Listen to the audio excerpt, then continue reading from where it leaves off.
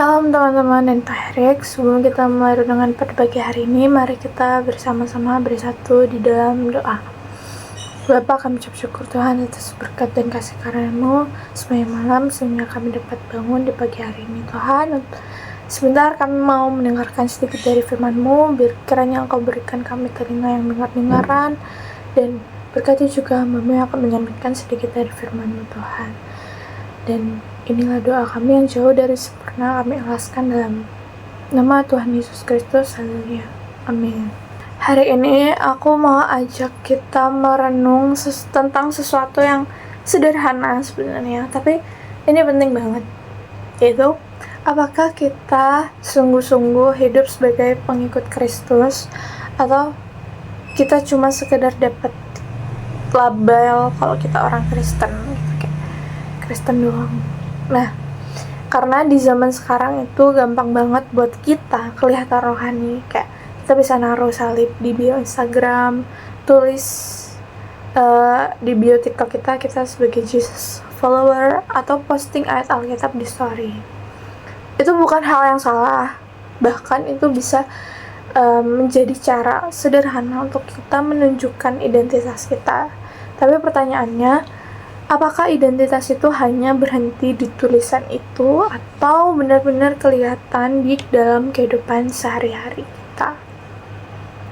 Nah, Matius 5 ayat 14 dan 16, Yesus bilang, "Kamu adalah terang dunia, kota yang terletak di atas gunung tidak mungkin tersembunyi.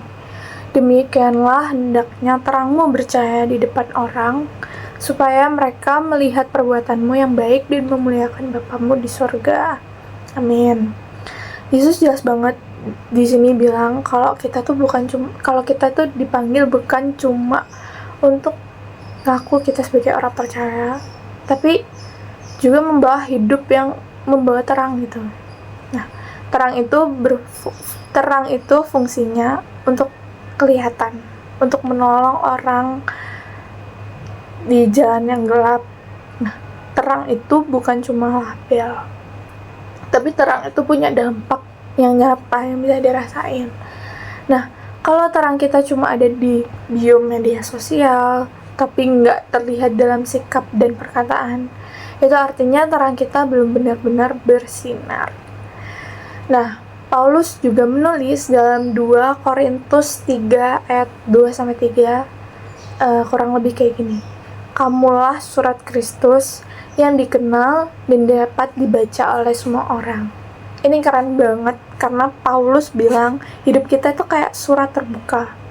Orang-orang di sekitar kita mungkin nggak pernah baca Alkitab, tapi mereka bisa membaca Yesus lewat hidup kita. Keren gak sih? Jadi pertanyaannya, kalau orang lain bisa baca hidup kita hari ini, apakah mereka bisa melihat kasih, kesabaran, dan integritas dari Kristus? Atau justru mereka bingung karena hidup kita nggak beda jauh dengan dunia ini? Anjay.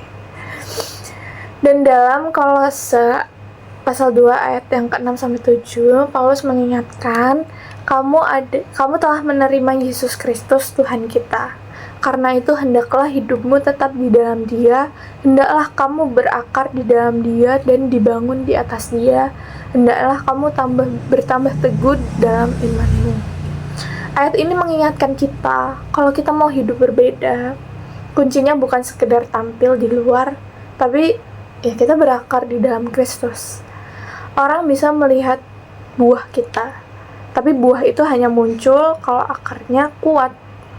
So, gimana kita bisa hidup bukan cuma Kristen di bio?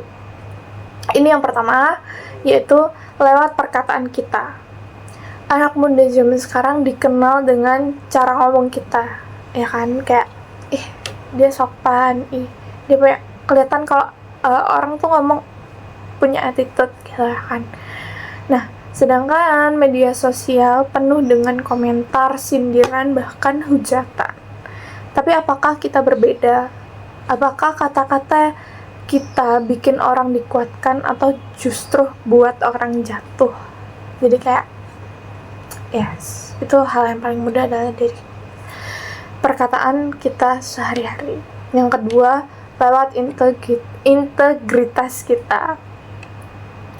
Contoh, jujur atau enggak saat ujian, bisa dipercaya atau enggak saat kerja kelompok, konsisten atau enggak saat ada tanggung jawab kecil.